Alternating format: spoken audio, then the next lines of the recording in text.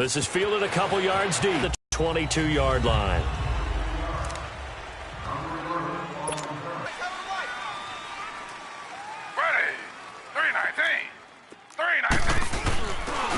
The first carry now. This is Johnson. Oh, Johnson dinged up a bit.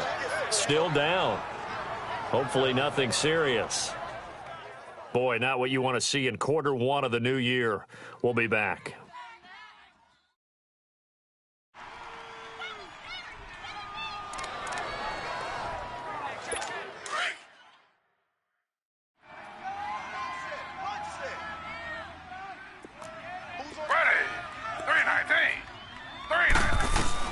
On second down, here's Taylor. Throw left side, caught by the tight end Njoku. And they'll take him down at the 31-yard line. The reception good for 7. It's third down. Now, Charles, what's the mindset here offensively? You gave up the touchdown pretty quickly. Would it have changed if you had gotten a stop and it would be 0-0 right now or no? And he'll take this back down inside the 20. Landry, the intended target. Oh, timing is everything on a route like this. He tried to drive that football into a tight spot. And if you're a little early or a little late, chances are there's going to be someone there. And sure enough, this one's going the other way.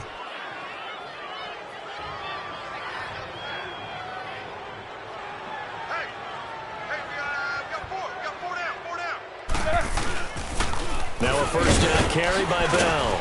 And he'll get this down only to the 18. Larry Ogunjobi there to make the tackle. And here's the starting crew defensively for Cleveland. Last year's #1 overall pick comes off the edge for this defense. Slowed a bit by injuries as a rookie. Still had 7 sacks in 11 games and showed pass rush ability that makes teams take notice. Because not only can he rush off the edge, he can kick inside in their nickel or sub packages and rush over the guards and create a little bit of havoc for quarterbacks trying to see upfield.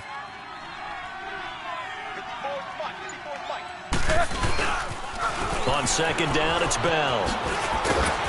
And able to push his way forward here for a good little gain. Give him 6 yards on the carry. It's going to be 3rd and 3 now. And that was a good run. This was only one of 9 guys to go over 1,000 yards in 2017. And I think you can't let him run wild here. Where you think 100 yards, the measuring stick? Always. That is the threshold. You want to keep him under that if you want to play good defense. He needed 2, he got 1, and that's going to leave him with 4th down and a yard. We haven't seen much from him running the football here in this first quarter. No, you're right about that. We haven't seen much of him at all so far. They've stacked him up pretty well, but when you're trying to run the football, sometimes you got to play the long game. Keep handing it to him, and some of those runs that aren't working now, they turn into 6, 7, 8, and maybe more later on. And no field goal try here from the red zone offense out there. They'll go for it on 4th. Needing the tough yards, they run it with their fullback. And he's in. Touchdown, Steelers. It's the fullback taking it in from 11 yards out. And the Steelers find a way to stretch their lead. And when they called that play, I'm not sure they expected it to go all the way to the end zone. Nice little reward, though. Without a doubt, and sometimes I think the offensive line gets a little bit more inspiration when they know that guy's going to get the ball because he doesn't touch it very often. They want to reward him for all that good blocking he does as well. Boswell for the extra point.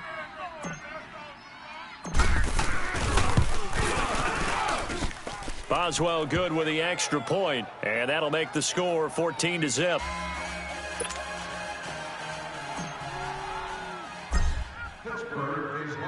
Boswell on now to kick this one away. That's fielded in the end zone. And no run back here. This will be a touchback, and it comes out to the 25-yard line. The Browns heading out on offense, Charles, and everybody knows the story. It's been 10 straight years of losing seasons, 0-16 last year.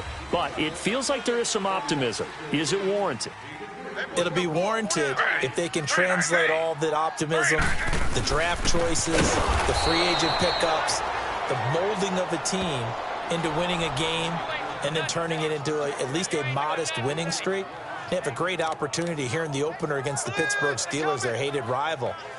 That will make everyone feel better, not just the organization, but all the fans that surround them. So now they have to contend with 2nd and 13 after the first down run goes backwards. On 2nd down, Taylor. Underneath for Johnson. And he'll get it up to the 33-yard line. They'll wind up getting 10 back as that sets him up for 3rd down. Everyone's got to be able to catch the football. Doesn't matter what position you play, but if you're on offense, be aware a ball may come your way. They'll try and run for it. A gain of 4 that time as the drive continues. I don't know about you, but that almost felt like old-time football there. 3rd and 2 is not necessarily just a running down anymore. A lot of times they want to throw the ball. They went back to the roots and powered forward and got the first down. And he'll get it out near the 40 to the 39. Give him a couple on the catch. It's 2nd and 8. I think defensively you're okay with that. You're in the first quarter. He's going to get some catches, but they rallied to him quickly. And that's what you count on, and I like what you just said. First quarter, can you do it all game long? They catch it, you tackle them, they go down on the spot. Back with Charles Davis. I'm Brandon Gaudin. The Browns with a football to begin quarter number 2. They've got a 2nd down and 8 to start things out. 3 down. Ready. 3-19. Here's Taylor to throw, and he's got the hook up to Landry. And he'll get up to the 43-yard line. 4 yards on the completion, and it sets up a 3rd down.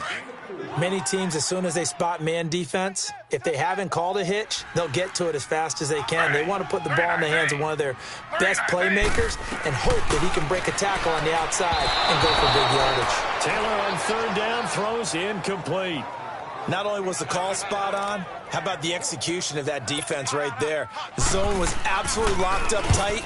He was trying to force it in there on 3rd down. But if there's a time to force it, he felt like he needed to make a play, right? Yeah, exactly right. 3rd down, you got to try and find something. There's nothing available there for him.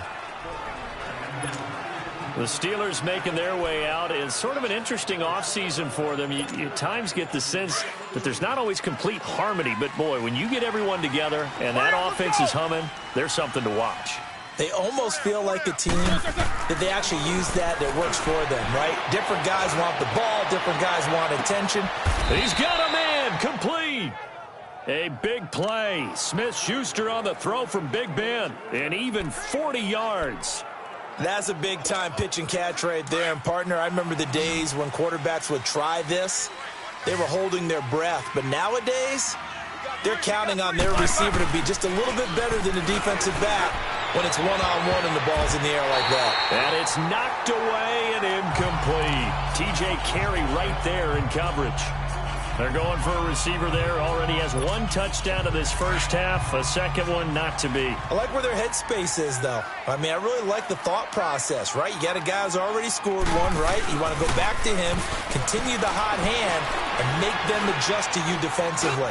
I like what they were trying to get done, even though they weren't successful. First catch of the new season for him, and he picks up the first. When this offense can get their tight ends involved, they can move the football. Here, a nice route, able to look it in, and picks up the first down. They'll throw on first down with Roethlisberger. And his throw here is incomplete. Antonio Brown, the intended receiver. That'll bring up 2nd down.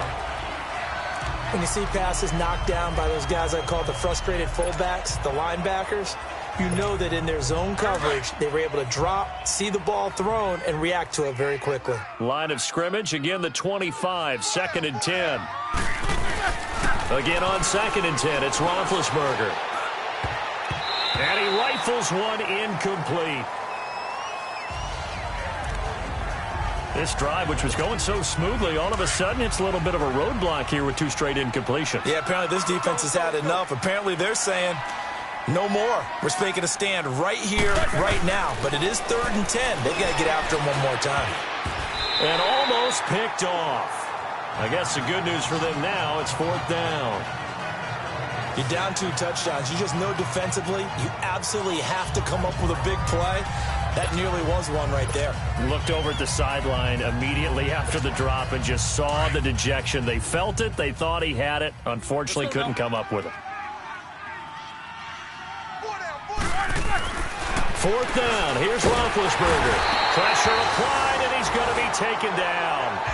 They sack him back at the 33-yard line. Oh, and after the sack, he's still down on the field. Hate to see this. Week 1 of the season. We'll be back. The Browns offense trotting back onto the field. And things haven't started so well for this side. 2 drives, 2 punts. So now you've got to start looking not just at play calling, but which guy's going to step forward and say, okay, let's get this thing done. Because within that unit of 11, sometimes one guy can make a big-time play and break through the barrier. 23 yards on the play. Quarterbacks love slant routes because the receivers are breaking right into their line of vision, and receivers love them as well because they're getting the ball on the move and able to catch it and try and get upfield and gain additional yardage. A first down carry here for Johnson. And he is met at the line of scrimmage, and he goes down right there. No gain on the play. It'll be second.